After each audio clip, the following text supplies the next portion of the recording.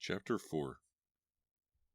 Tazir Madakin and the barbarian crouched, pinned against the window by guardsmen in the Baron's hall.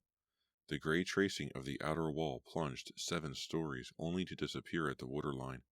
Moonlight winked from the surface of the moat. Groggy from blood loss and beatings, Tazir scrambled awkwardly to the sill. An arrow bounced from its ledge. The sentries blurred to an advancing mass of swords and bows, and Tazir's shadow-clotted senses forced realization upon him. I'm too weak to climb quickly. They'll shoot me before I reach the ground. Still unwilling to surrender, he eased his toes into cracks in the wall stones. The barbarian dove through the window. A broad sweep of the huge man's arm slammed into Tazir, toppling him, and an arrow pierced the air where the thief had been. Tazir plummeted. Wind howled in his ears. He flailed for a handhold, but his fingers sliced only air. He curled to a ball and crashed into the moat. Impact dazed him, jarred agony through his aching limbs. Its shimmering murk swallowed him. Foam spewed, red-stained from the reopened wound in his shoulder. His own weight dragged him deeper. He clawed blindly, trying to swim, but pain and exhaustion robbed him of strength, and the dark, greedy water stole all sense of direction. Dizzied and air-starved, he fought for consciousness. His limbs felt lead-weighted. Pain seared his throat, forcing him to breathe, and water funneled into his mouth. Suddenly, the barbarian's thick fingers closed on Tazir's wrist. A steady pull drew Tazir to the surface. Air rushed into his raw throat, choking him. He felt the barbarian's grip shift to his hair and chin, and, with strong swimming strokes, drag him landward. Tazir lay still, feeling water sluice around him, until the barbarian released him, limp and sputtering on the grass-cushioned bank. Above Tazir, the moon and stars appeared like rents in night's fabric. Then the barbarian's craggy face blocked his view of the sky. He met soft, lead-colored eyes which seemed oddly caring. My father's eyes were gray. Though irrelevant, the thought clung to Tazir's clouded mind. Memories of his father's words spun through his mind like a song he could not suppress. A man becomes a hero when he continues fighting, though he no longer cares if he dies.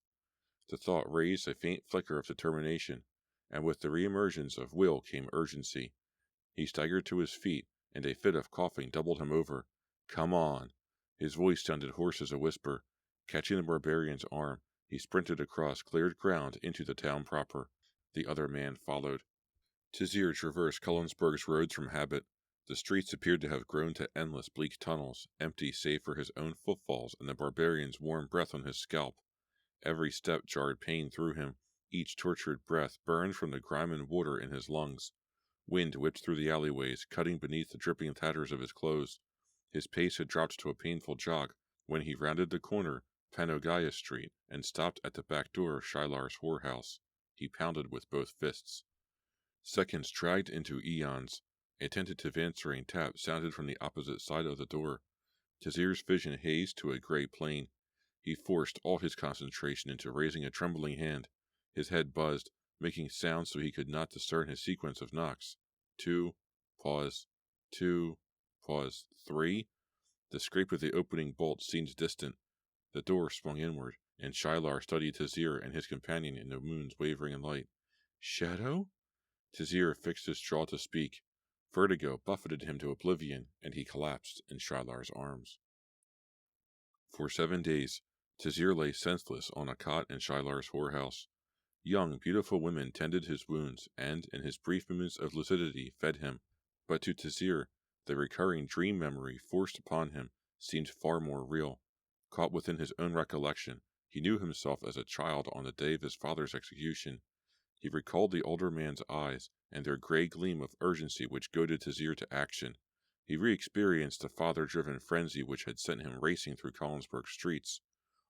Locked in his dream, Tazir relived a pause to catch his breath, and heard the soft verbal exchange of passing guardsmen. At the time, sorrow and outrage had trained their words of meaning. Now, comatose in Shylar's whorehouse, Tazir's mind forced details upon him which he had long suppressed from memory. This time the guardsman's conversation came to Tazir clearly. One, pinch-faced and drawn, spoke in a voice colored with surprise. Didn't you know? They locked him in the dungeon. He battered Illyrian, grabbed him by the throat and made him admit he falsified reports, even got him to say he set the whole thing up with the messenger. The other guard shook his head. Illyrian said that. The first man spat. Sure, he probably would have taken full responsibility for poverty, crime, and the war with the bastard's fingers locked on his neck. Tazir's thoughts focused. Gradually, the image faded.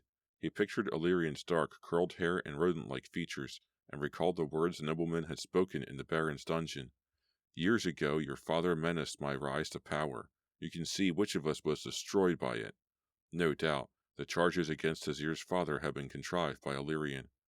Tazir's callous fingers twisted the bedsheets. Grief dissolved before black raged. Karana, damn you, viper! His screamed curse echoed through Shilar's hall. The next blood spilt, Illyrian, will be yours. Through a haze of delirium, Tazir dove upon the Illyrian figure in his dream. Wildly, Tazir flailed. One punch met flesh, then a second.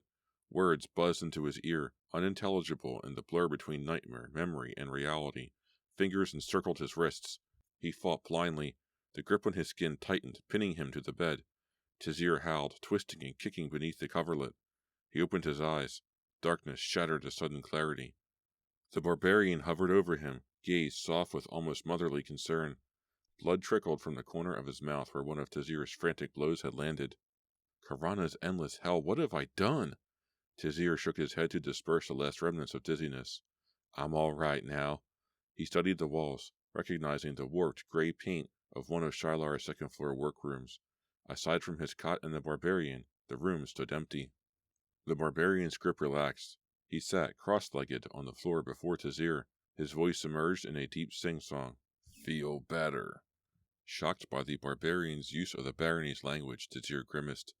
Yes, sorry I hit you. I must have been dreaming. The barbarian tilted his blond head soberly, but said nothing. Tazir made a sweeping gesture. You speak our language. The barbarian made no reply. Apparently, he saw no need to address Tazir's self-evident statement. Tazir pressed further. How, and why didn't you speak with me in the dungeon? I learned your tongue from a man who wintered with my people. The barbarian answered Tazir's questions in turn. And talking with you would have been unwise. The guards spoke freely in my presence because they assumed I could not understand their language. I dared not take a chance they might hear us. Tazir nodded. The barbarian's explanation seemed plausible. My name's Tazir Madakin. The corners of the barbarian's mouth twitched upward. He started to speak. His lips split wide, and he laughed with enough force to steal his breath. With effort, Tazir shifted position to support his weight on an elbow. Why are you laughing? Convulsed with mirth, the barbarian gave no answer. The barbarian's antics turned Tazir defensive. His tone went crisp with annoyance. Tazir is a fine name. It was my father's name, and his father's name. The barbarian caught his breath. He forced words around snickers. What does it mean? Mean? Tazir raked his hand through his tangled black hair. It doesn't mean anything. The barbarian collapsed in another paroxysm of laughter. How can a name mean nothing? And why do the women call you Shadow? Tazir bit his lip, attributing the barbarian's reaction to cultural differences and a dull mentality. Because. He paused, then chose the simplest option. Because that's what Tazir means. It means shadow. He considered, realizing his cover no longer mattered. And Madakin means climber. Regaining his composure, the barbarian settled back into his position by Tazir's cot. I am Moonbear. The irony was not lost on Tazir. He slapped his palms over his face. I just defended my name to a barbarian called Moonbear. He lowered his hands to his sides, glad to change the subject. Thanks for saving my life in the Baron's moat. I owe you. Moonbear's face creased with puzzlement. You were drowning. Tazir flushed. I know. You rescued me. Thank you. Moonbear stared. You were drowning. You would have died. You owe me nothing. Tazir nodded his small hands, slightly offended. Are you suggesting my life is worthless? Moonbear seemed taken aback. He stammered. I would never think to put gold value on a person's life. You were drowning. I could save you. If I did not, it would be as if I murdered you. Moonbear's reasoning made little sense to Tazir. Luckily for me, you didn't seem to mind murdering the prison guard. Moonbear rocked in place. He spoke slowly. I do not murder enemies. I kill them. He was an enemy. You are a friend. Tazir considered. Moonbear's definition of friend seems rather loose. Not wishing to appear ungrateful, he kept the thought to himself and abandoned the point. Fine, friend. How long have we been here? 7 days. Just 7 days? Tazir jabbed his hands beneath the coverlet, feeling the healing scars and scabs from his torture in the Baron's dungeon beneath the coarse fabric of an unfamiliar tunic. His shoulder no longer ached. Shylar's voice echoed Moonbear's answer. 7 days. She slipped into the room, her plaid frock weaving about her hips. Too long. Her voice held an unaccustomed harshness. Tonight, you both must go. Tazir tensed to speak, but Moonbear's voice cut above his like a whip crack. No, Shadow's too sick. He's not ready to travel. Shylar hissed. Tonight, you overgrown rag doll. I can't risk any more. Not even for... She met Tazir's confused stare, and tension seemed to dissolve from her. You, Shadow. Tazir worked to a sitting position. Quiet, both of you. I awaken after 7 days, and all you two can do is ridicule me and yell at each other. Shylar? Gaze fixed on her shoes, Shylar mumbled, Good to have you back, Shadow. She clasped his hand, squeezing affectionately. Forgive me. The last few days have been difficult. Wondering what antics of Moonbear's might have angered Shylar, Tazir rolled his eyes toward the barbarian. Apparently guessing Tazir's concern, Shylar shook her head. No, Moonbear's a pleasant enough guest, but I don't think he understands the gravity of this situation. With a crooked wink at Tazir, she tapped her head to indicate some concern about Moonbear's intelligence. Neither, I fear, do you. Nausea passed through Tazir. He leaned forward. They got Agaron's chalice back, and they punished me thoroughly. He shrugged. Soon enough, the town will forget. Of course, I'll need another alias. He laughed alone. Shylar caught both of Tazir's forearms, her dark eyes fixed on his face. Sentries combed the borders of Cullensburg, letting no one in or out. Patrols in town have trebled. Yesterday, the Baron started searching homes for the two of you. Shadow, he's put 5,000 weight in gold on your heads. I didn't know the Baron had that much money. Tazir's eyes widened in disbelief. 3 times the value of the chalice for a thief and a barbarian? It makes no sense. Why? With a heavy sigh, Shylar released Tazir. No one seems to know, not even the guards. Whatever the reason, I can't risk having you here any longer. Numerous people pass through every day. For 5,000 weight in gold, even one of my girls might talk. Too many lives and jobs depend on this house. A raid here would destroy the underground, and my life. Tazir flinched. Say no more. I understand. We'll leave tonight. Moonbear snarled. No. The sudden explicative startled Tazir. He's too sick to travel. Tazir swung his legs over the side of the cot. I'm fine. To demonstrate, he stood. His vision blurred and spun. Weak as twigs, his legs collapsed beneath him. He crashed to the floor. Shylar and Moonbear glared at one another. Each caught one of Tazir's arms and hoisted him to the bed. Shylar's wrinkled countenance softened. You have 2 more days. Striding toward the door, she added, And may Mardane protect us all. She left the room. The door slammed closed behind her. Tazir spent a restless night on his cot in Shylar's whorehouse, plagued by the thought of a bounty of such nonsensical proportion. None of my thefts warrant such effort. As for Moonbear, the barbarian wars ended 5 years ago. I know of no major hostility since that time. Tazir rolled to his side, but sleep remained elusive. An image of Illyrian's face formed in his mind, and his skin washed cold with sweat. The memory of his dream returned. Tazir fought down hatred. I can't condemn a man on a suspicion. Tazir flipped to his other side, noticing, for the first time, Moonbear lying on a pallet beside him. Limp strands of hair had fallen over the barbarian's face, and Tazir watched them dance with each of Moonbear's breaths. Carefully, Tazir lowered his feet to the floor. Dizziness crushed in on him, but this time he managed to remain standing. With the broad-based, deliberate tread of a toddler, he paced.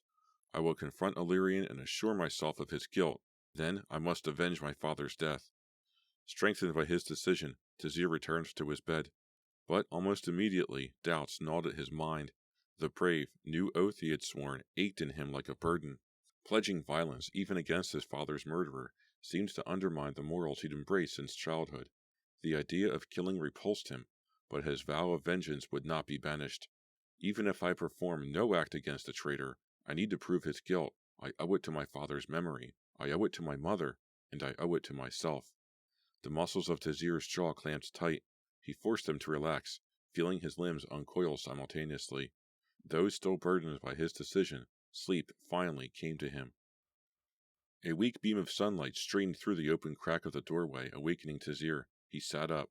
Beside him, Moonbear sprawled in a chair, binding a turkey feather fletching to a smooth and sharpened shaft. A table before him held half a dozen similar arrows, and a ceramic bowl with steam rising. A grain and honey smell twined through the room. Moonbear smiled. "Good morning. Porridge?" He gestured toward the dish. Tazir yawned and stretched. He scratched his side, feeling each rib. "Good morning, Moonbear." Rising, he crossed the room, took the bowl, and returned to his palate. The ceramic felt warm in his hands. Inside, the creamy white cereal striped with raw brown honey looked inviting. A wooden spoon jutted from the mixture. Grasping it, Tazir stirred. Silently, Moonbear continued his craft. Tazir scooped a spoonful of porridge into his mouth, and its warmth suffused him. "So, where you from?" Moonbear never looked up. "North." Tazir scraped with his spoon. "North, huh?" He smiled. "Danwald Wilderness?" Moonbear shook his head. "We call it Danemark. And no, I am from farther north across the sea in a kingdom known as Sweden." Tazir put his breakfast aside, surprised by Moonbear's revelation.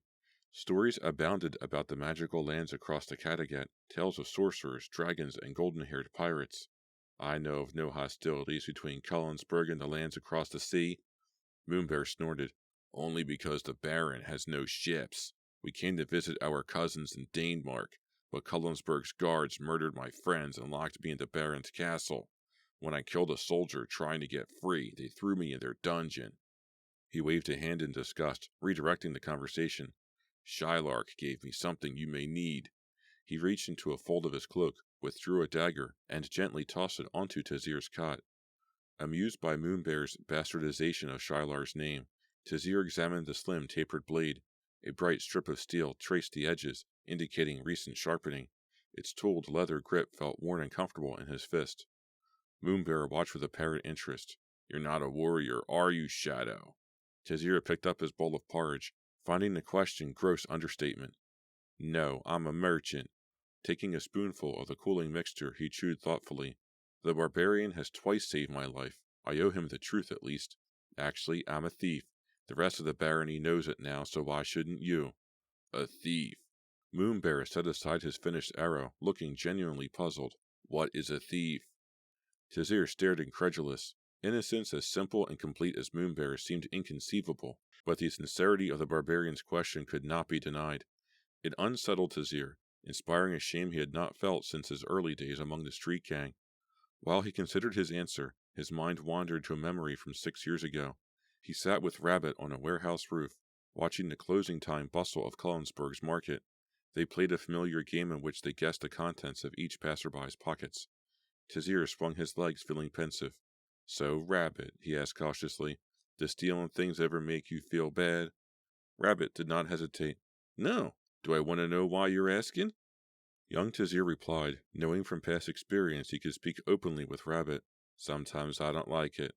I think maybe I'm eating tonight because I made someone else go hungry." He paused thoughtfully. "Ever wish you had an honest occupation?"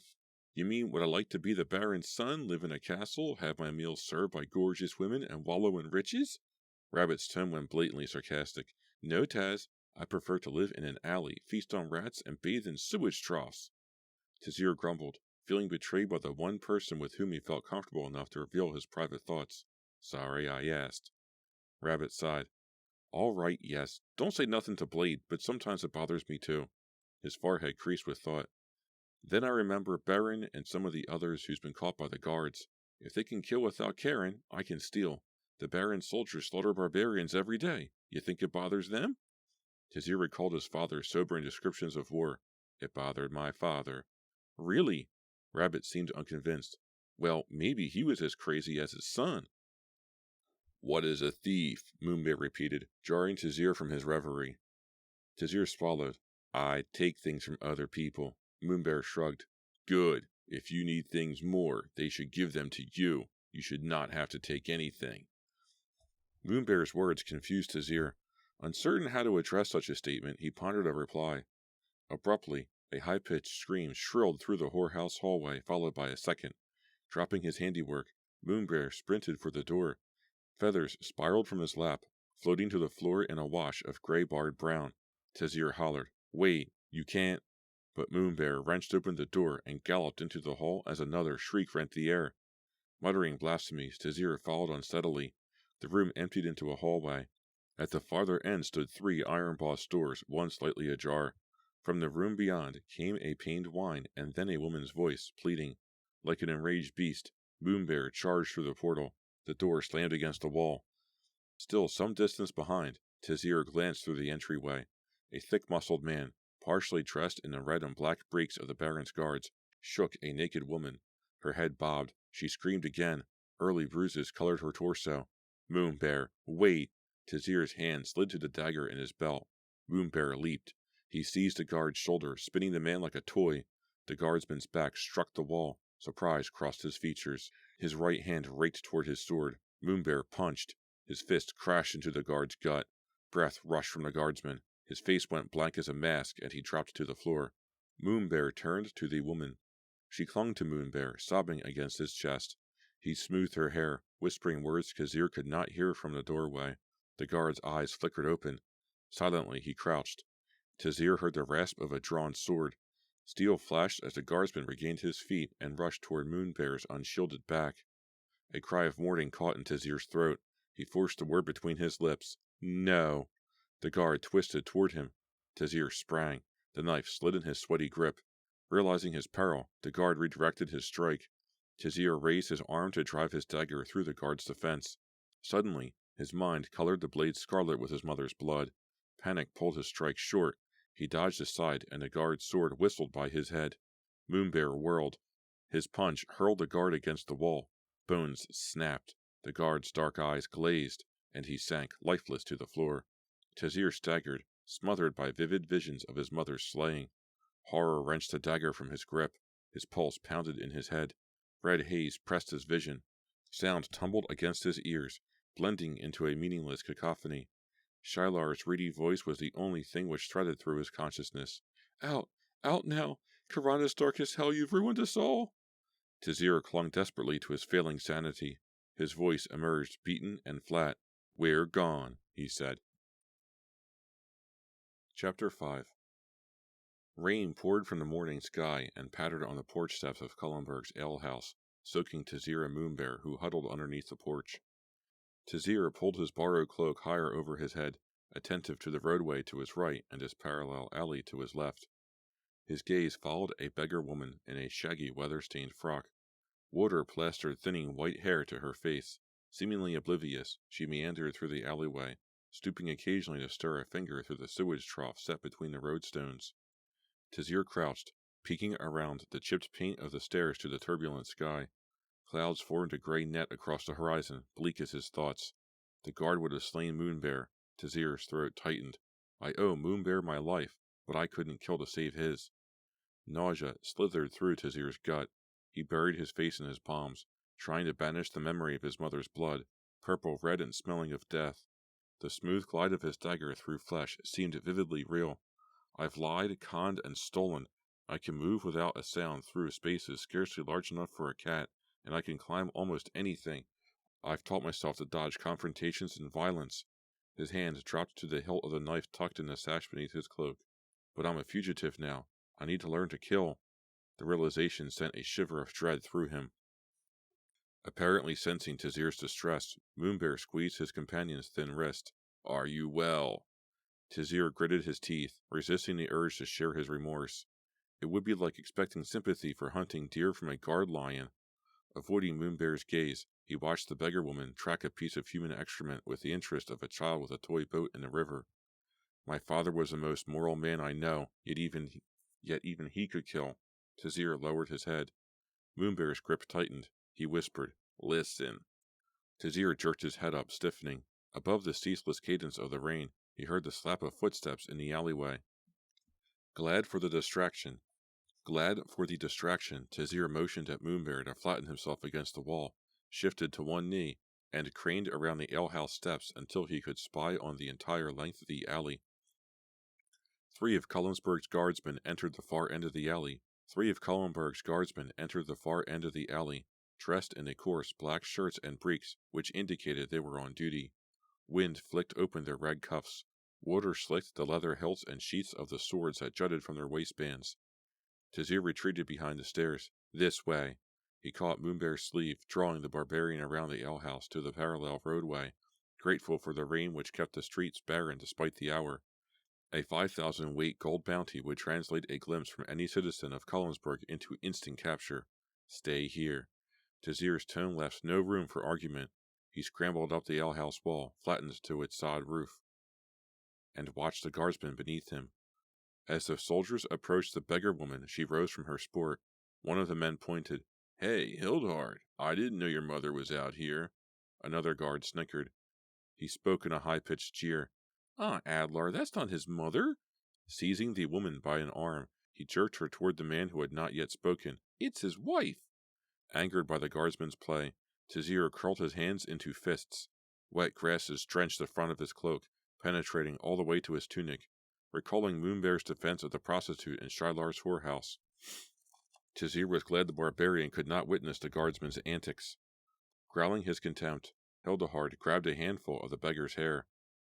"She's your sister, you bastard." Obviously frightened, the old woman lashed out wildly. Hildegard timed his dodge poorly. The woman's hand crashed into his groin. With an angry, pain-filled oath, the guard punched even as he doubled over. His fist struck her cheek with a resounding crack.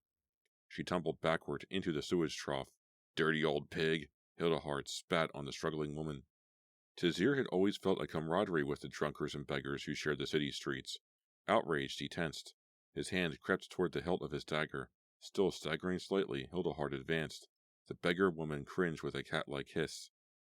Adlar caught Hildegard's forearm. "Enough! We're late already!" Hildegard glanced from the woman to his companions. Straightening his soggy uniform, he mumbled, "Shouldn't allow trash on the streets."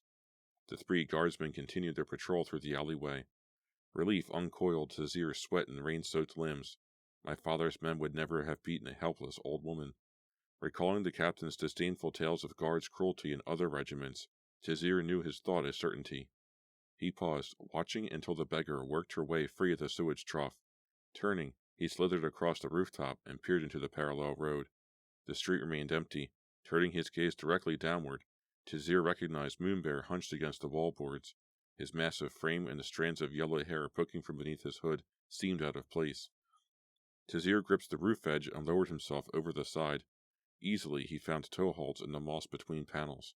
He scrambled to the ground. "This way." He pointed in the direction from which the guards had come. "Shylar claims the Baron had troubled city patrols. We haven't much time."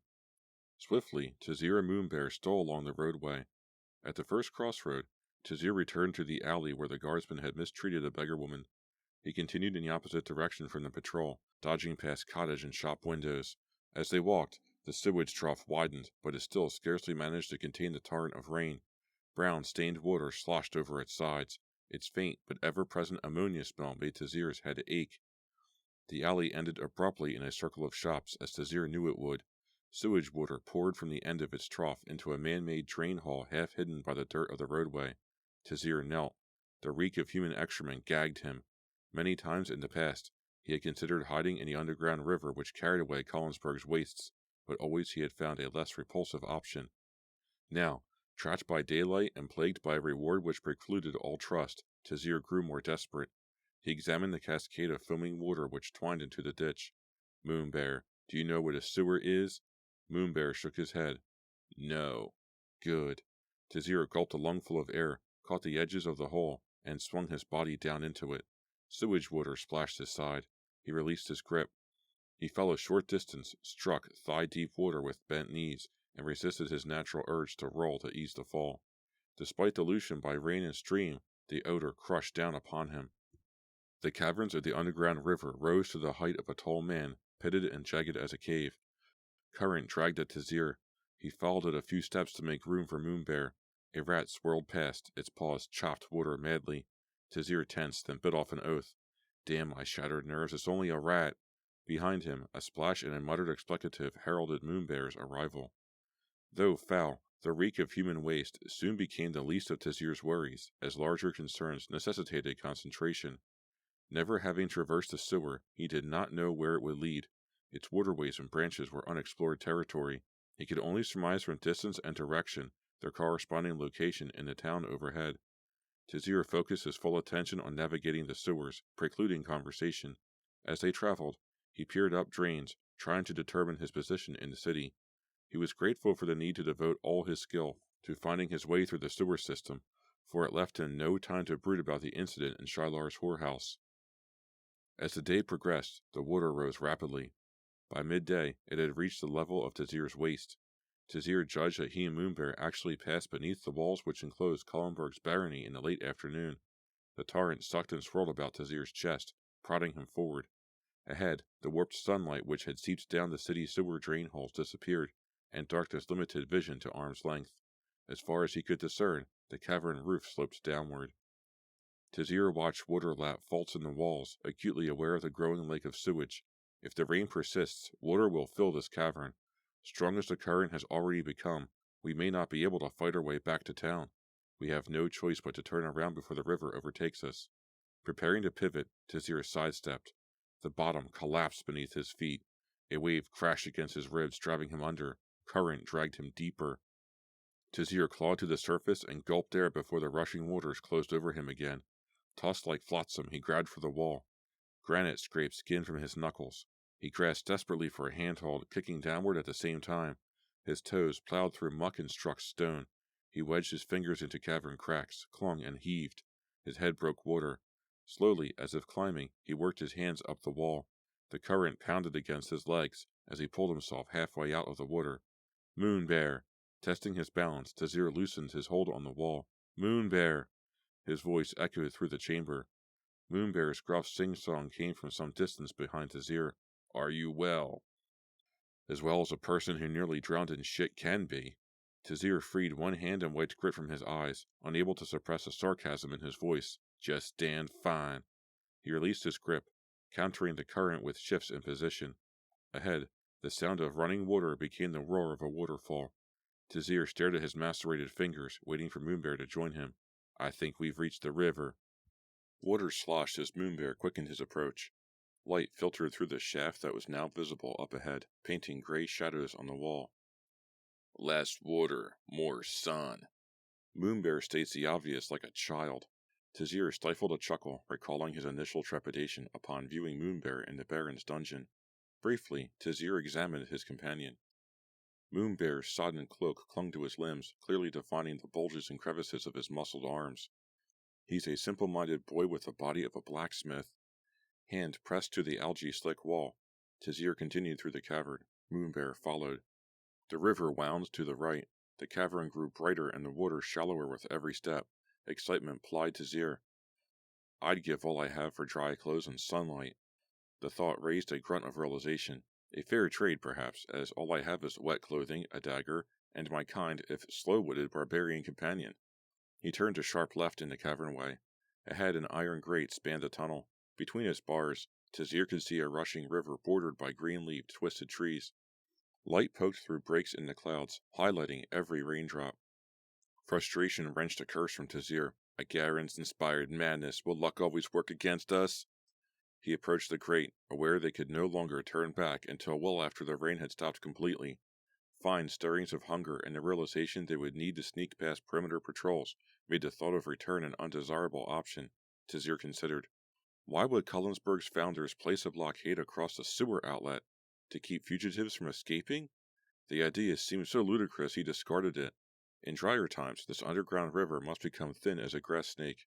If not for this grate, an army could enter and attack Cullensburg without broaching the walls. Comfortable with his explanation, Tizir moved closer. To prevent enemies from prying down the grate, men must have installed it from our side. Therefore, we can uninstall it. Determined, Tizir tapped the grate. The iron shivered. Rust colored his fingers orange. He examined the structure more carefully. Though initially cut square, the grating had grown pocked and bent by years of rushing water. A film of rust covered each bar and the four-corner spikes which held the grate in place. Reaching down through the water, Tizir discovered one corner so eroded its spike no longer passed over it. Crossing to the other side, Tizir held the grate for support against the tumbling waters. Leaning over, he gripped the head of the opposite spike and pulled. The rust-pitted metal gave slightly. He jerked up, then suddenly downward. The joint slipped further. Tazir pumped the spike, feeling limestone chip around it. In moments, it fell free in his hands. Tazir rose, still clutching the spike which ran nearly the length of his forearm. While Moonbear wrapped his thick fingers around the spike in the far corner, Tazir dropped the iron bar and turned his attention to the remaining spike. Seizing its tip, he braced his feet and yanked. Pain seared through his shoulder. The spike remained immobile. Ah!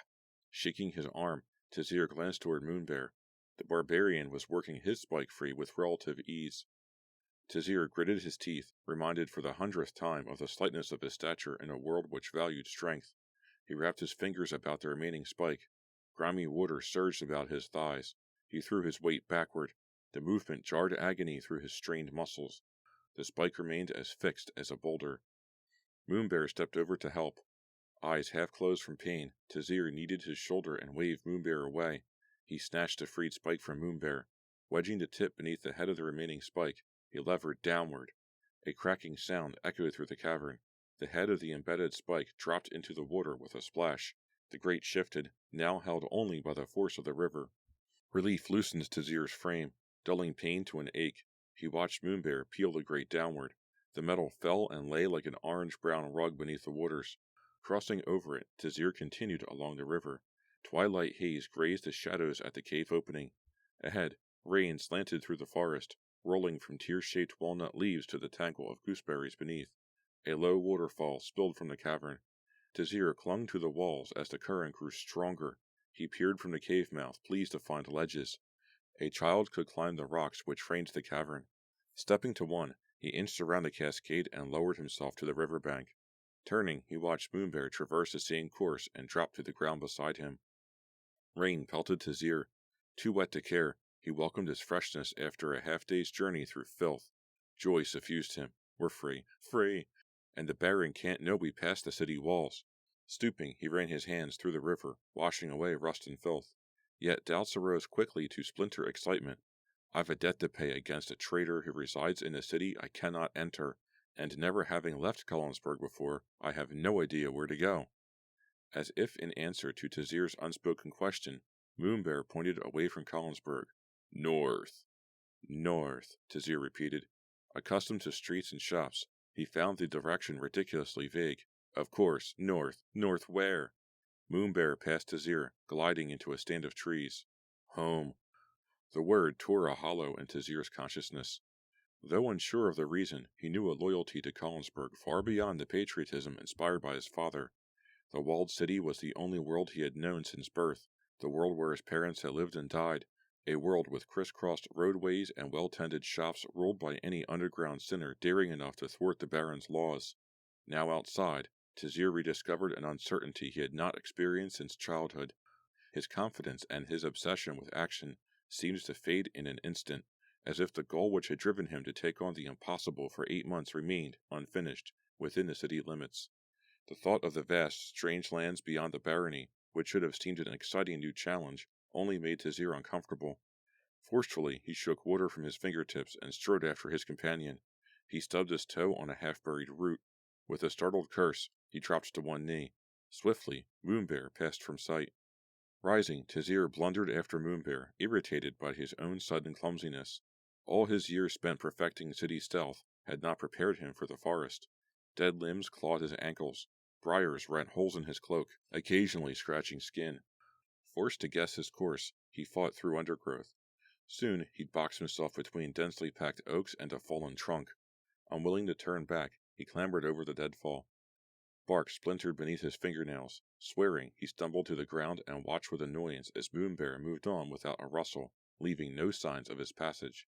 Sweat mingled with the rain on Tazir's limbs.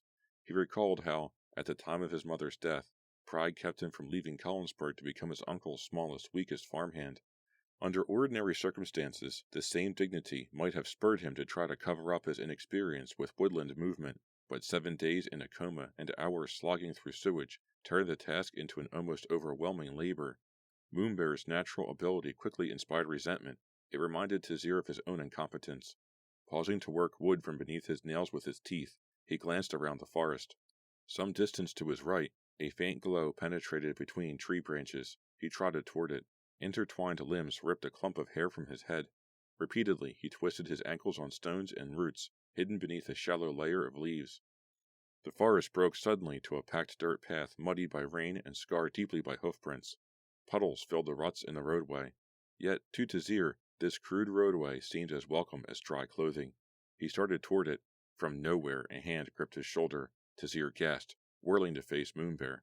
The larger man shook his head. Road not safe. Tazir broke free. He pronounced each word with sullen force.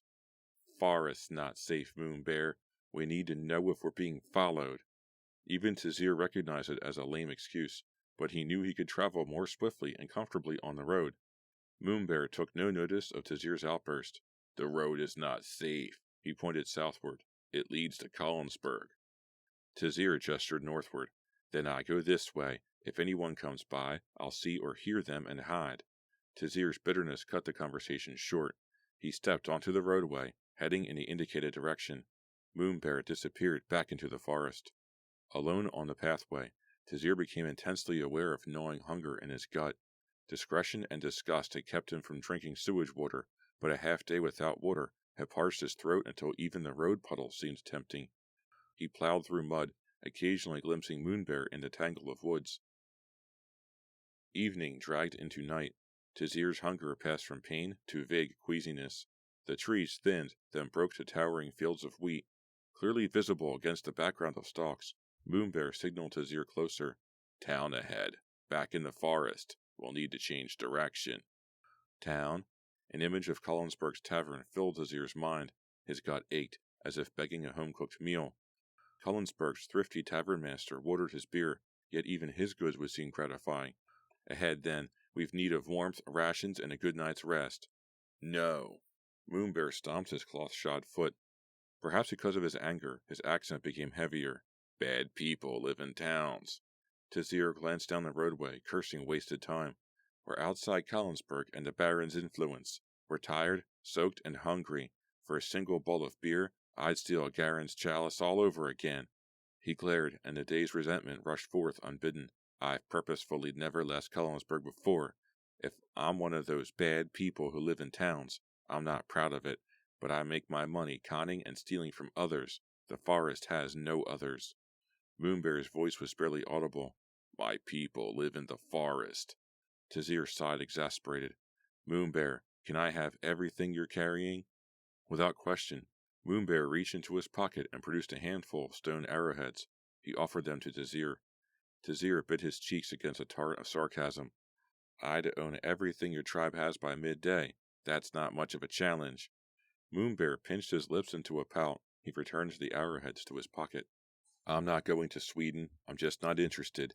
If that means we part company, let's at least spend our last night together under the wind and rain-sparing roof of an inn. Moonbear's expression was unreadable. Tazir pulled at his own sodden sleeve. All right. Moonbear forced a grin. All right. Having won this small battle, Tazir trotted on down the roadway. Rapidly, they passed ineptly crafted cottages which leaned, groaning, in the rain. Accustomed to Collinsburg's fortress walls and crowded dwellings, Tazir reached the central square before he even realized he had entered the village. A stone and wood building huddled in the middle of town. Dirt paths similar to the one they traversed radiated from it in a star pattern. Blocked granite steps rose to an iron-embossed door, darkly stained. An ornately shaped handrail led up the stairway, twisted from strips of tarnished copper. It seemed as if the inhabitants had chosen to bestow all their money on this structure rather than on their own meager dwellings. A man sprawled across the lowest step, dressed in ragged homespun pants and a baggy shirt. Regretting his promise of good food and lodgings, Tazir approached the stranger. Excuse me, could you direct me to an inn? The man screwed up his eyes and shook his head. Huh? Unable to interpret this reply, Tazir wiped wet palms on his wetter cloak and tried again. My friend and I need a place to eat and spend the night. The stranger sat up. His breath reeked of drink. His words slurred together, and an unrecognizable accent blurred his speech nearly to imperceptibility. Wynneth don't got no place like that. He spat at Moonbear's feet. Go on in the tavern. He made a throwing motion over his shoulder. Carl'll probably let you lay there before the kitchen fire for work price. Thank you. Tazir climbed the stairway with Moonbear close behind. As they approached the door, they could see light streaming beneath it. From beyond came the mingled roar of conversation, interspersed with laughter. Tazir tripped the latch and pushed. The door swung open easily to reveal a paneled common room. To Tazir's right stood 4 rectangular tables, splotched with beer and wine stains. 8 men huddled around 2 of the tables which had been pushed together. 5 wore carefully stitched homespun. The other 3 sported matching tunics of tan and black. Guardsmen. Tazir shivered in the rain. He forced down a welling discomfort. Winnis, guardsmen. They've no reason to harm us. As if to prove Tazir right, the men glanced in their direction only briefly, then continued their conversation. In the far corner, one of the tables had been pulled away from the others. A man in black robes of rich design sat there, his hair and beard the color of goldenrod. His skin appeared as pale as moonbear's. An overlong staff of odd design leaned against the wall beside him. Its end tapered to a black-nailed claw which enclosed a highly polished green jadestone. He seemed intent on a steaming plate of food and paid the newcomers no heed. A voice to Tazir's left startled him. "Come in, please. Shut the door. We preferred the rain outside." Tazir flushed, aware of the growing puddle at his feet. He entered along with Moonbear and closed the door behind him. He looked toward the speaker, a lean, aging man who stood behind a waist-high bar. Further along the thick, well-polished barrier, 3 men holding tankards snickered with a kind of high pitch indicative of too much to drink. Tazir approached the speaker, hoping the long wall through the rain had washed away the last clinging odor of sewage. "You're Carl?" A smile swept the older man's face. "I am. What can I do for you men?" His accent resembled that of the man on the porch steps, but his tone seemed friendly. "My companion and I need a place to stay the night." Tazir poked Moonbear's arm with his thumb. "We've no money, but we're willing to work." Carl squinted, examining the pair before him with alarming intensity. Straightening, he shrugged. "Kitchen'll make for cramped sleeping for 2, but you're welcome to stay. And I do have a task for you. Come with me." Briskly, he turned and whisked through a doorway behind the bar. Trotting to keep up, Tazir and Moonbear followed him. Carl led Tazir and Moonbear into a square-cut chamber. A huge stone cooking fireplace nearly filled one wall. A metal rod within it skewered a chicken. Fat droplets sizzled on the glowing coals beneath it. The aroma of roasting meat and potatoes wafted through the room, reawakening Tazir's hunger. Barrels, crates, and casks lined the opposite wall. 3 cockerels hung by their feet from the rafters. Blood parted trails through one's neck feathers, pattering to the table beneath it. Carl stopped before a thick white door at the far end of the room. "You from Collinsburg?" Tazir saw no reason to lie. "Yes." Carl tripped the latch and ushered Tazir and Moonbear into the night. "I once served in the Baron's army." Tazir's heart quickened. He studied Carl in the moonlight. Gray-streaked hair tumbled to the nape of his neck. Though thin, Carl sported a large frame and thick hands which suggested a previous robustness. Apparently noticing Tazir's appraisal, Carl shook his head. "Oh, I was big once. I fought years ago in the Barbarian Wars." He rubbed his hands together, regarded Moonbear closely, and suddenly seemed uncomfortable. Pointing to a cart and hitch in the yard, he changed the subject. "When my boy, Meyer, returns, you can help him unload the beer." Within the wagon stood a pair of barrels so wide they filled it completely. Tazir estimated each at 4 times his own meager weight. 3 men together should move them fairly easily. Agreed. Carl turned back toward the kitchen. Tazir followed him, but Moonbear remained, staring out over the pastures and fields of Wynneth. As Carl continued through the kitchen, Tazir paused. "Moonbear?" Moonbear raised a hand to indicate he heard. Suspecting Moonbear needed to relieve himself, Tazir smiled. "Come back inside when you're ready." Moonbear nodded. Tazir followed Carl back into the tavern. The older man strode to the largest table to take an order. Tazir took a seat before the bar.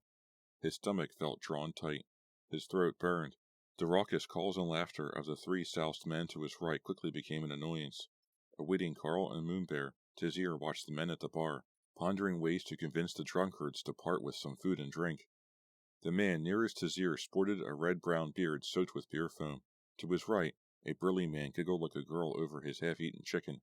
The last of the trio was a dark-haired giant of a man who appeared to be the leader. Snatches of boisterous conversation revealed his name to be Willamar. After a time, Carl retook his position behind the bar. Hoping to obtain a clue to his father's death, Tazir waved him over. "So you fought in the Barbarian Wars. What were they like?" Carl leaned across the counter, chin in his palms. "Truth?" Tazir nodded.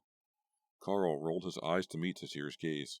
Not the glorious, glamorous combat I expected as a young warrior. Those barbarians knew the forest like we knew the insides of our cottages. Not surprising when you realized the woods were their home. Carl pulled a wet rag from beneath the bar and flicked it across the already spotless counter. I remember how they seemed to come from nowhere to strike without sound. I lost many friends and comforted a lot of widows. Then I started wondering about the barbarians' widows and orphans. That's when I quit. I took my pay and opened this place.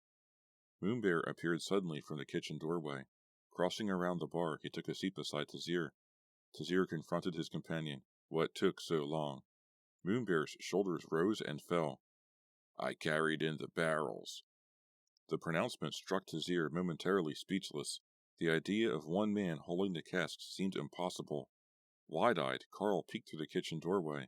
He turned back to Tazir, shaking his head in bewilderment. He did it. He indicated Moonbear with a toss of his head. Convenient companion to have along. Carl paused, apparently realizing he had never asked Tazir's name. Moonbear took the cue. He's Shadow. He's a thief. Horror stole Tazir's breath. Real damned convenient. He forced a weak smile, hoping Carl would take the revelation as Moonbear's simple-minded rambling. Carl screwed up his eyes and glanced from Tazir to Moonbear. What do you mean? Tazir drew breath in defense, but Moonbear spoke first, in the firm, matter-of-fact tone of a proud father. He takes things from people.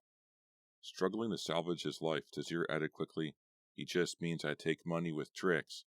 He recalled his early days with Cullenberg street rogues when his swiftness and agility predisposed him to pickpocketing and sleight of hand. Do you have a coin? Carl's features crinkled in mistrust, but he reached into his pocket and flipped a colored ducat onto the counter. Tazir placed his palm over the coin, watched carefully. He shuffled it rapidly from hand to hand, stopped, and worked it between his left, second, and third fingers. Distracting Carl with a toss of his head, he asked, Where's the coin? Carl indicated Tazir's left hand.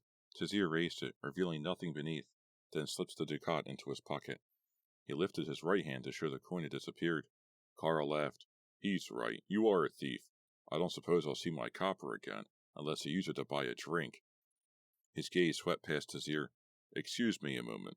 Carl produced a glass, filled it with a deep purple wine, and strode toward the table of the black-robed Northman. Pleased by the quick thought and maneuvering which had rescued him from potential disaster, Tazir slapped the ducat down on the bar and awaited Carl's return. Confronting Moonbear, Tazir sought words to explain the conventions of civilization when Willimar's voice interrupted. Hey-yo, shadow thief, know any more tricks? Tazir turned.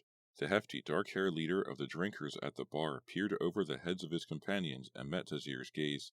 Seizing the opportunity, Tazir rose and approached. As he passed Willimar's bearded friend, Tazir flicked his hand into the pocket of the man's homespun, tangled his fingers in purse strings, and freed the pouch with a deft twist. He made a subtle gesture to mask the action of slipping it into his own pocket. Faint stirrings of excitement rewarded the thief. It's been years since I've done any pilfering, but the skill is still there. Continuing his motion naturally, Tazir took a seat at the far side of Willimar. Tazir placed his elbow on the counter and faced Willimar. I also hustle drinks. Willimar imitated Tazir's position. He leaned closer. Fine, shadow thief. Hustle. The burly man beside him giggled. The bearded man choked on his drink. Tazir waited for their laughter to fade. I'll bet you a meal and a beer I can take your purse without you realizing it. Instinctively, Willimar's hand dropped to his pocket. His voice went shrill. Touch my money and die. Hoping he had not miscalculated, Tazir answered quickly. Fine, then. I'll bet meals and drinks for me and my friend I can take his purse. He gestured at the bearded man, without either of you noticing.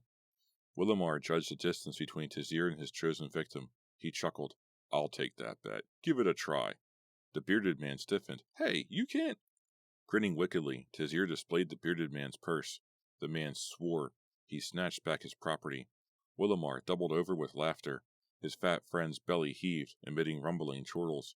As Carl returned to the bar, Willimar waved him over. Feed Shadow and his friend on me. Having obtained dinner, Tazir saw no further reason to continue petty conman's antics.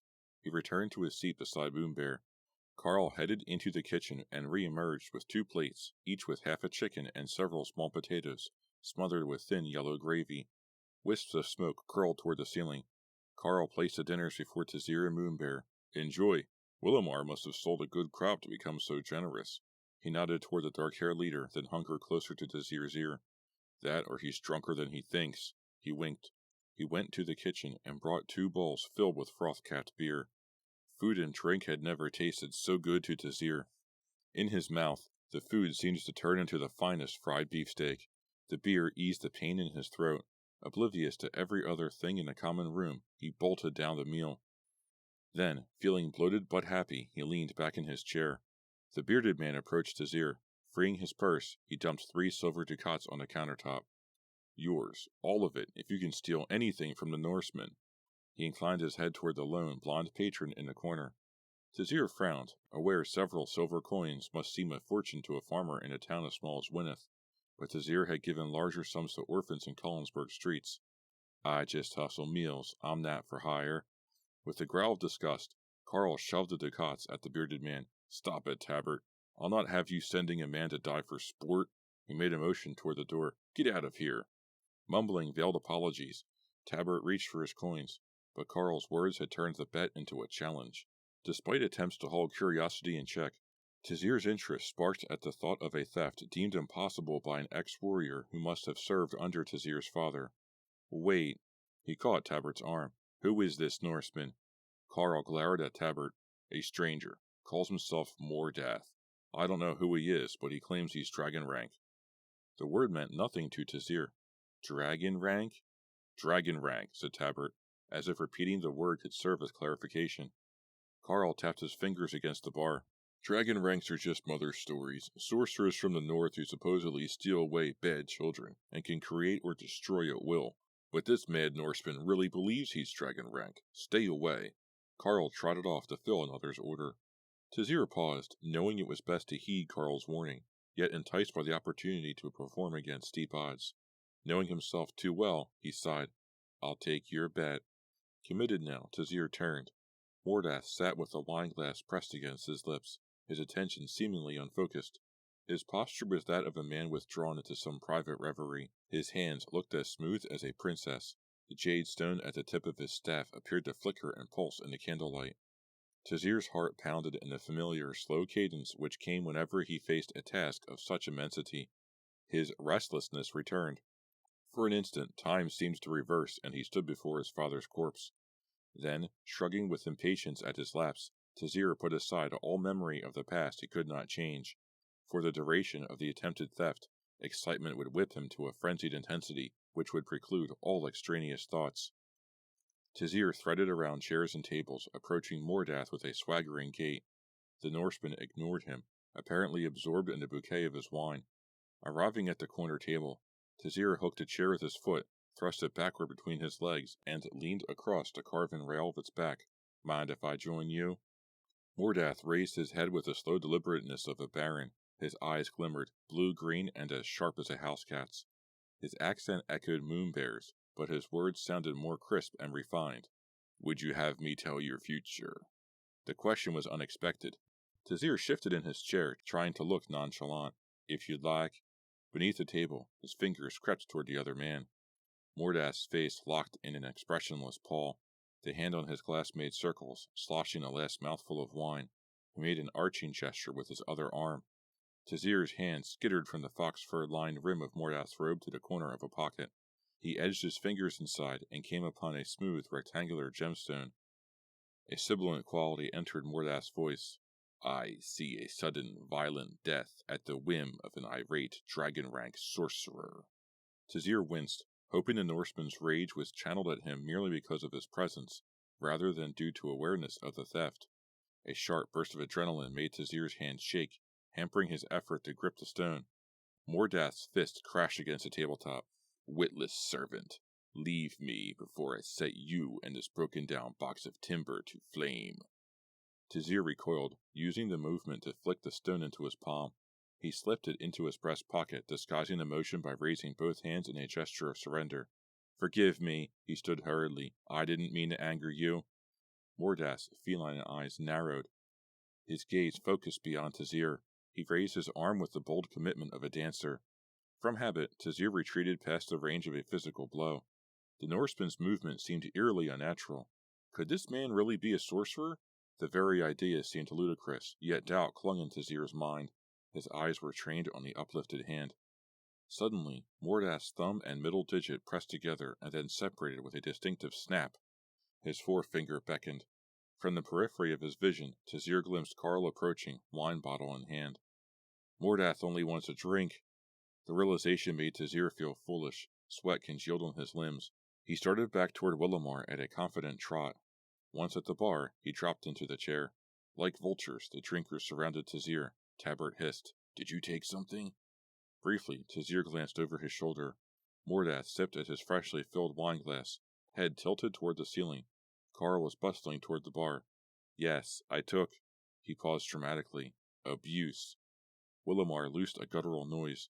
His fat companion drew a handful of coins from his pocket and reached toward Tabbert, obviously paying a private wager on Tazir's presumed failure. Quick as fire, Tazir hooked the fat man's sleeve. "I also took this."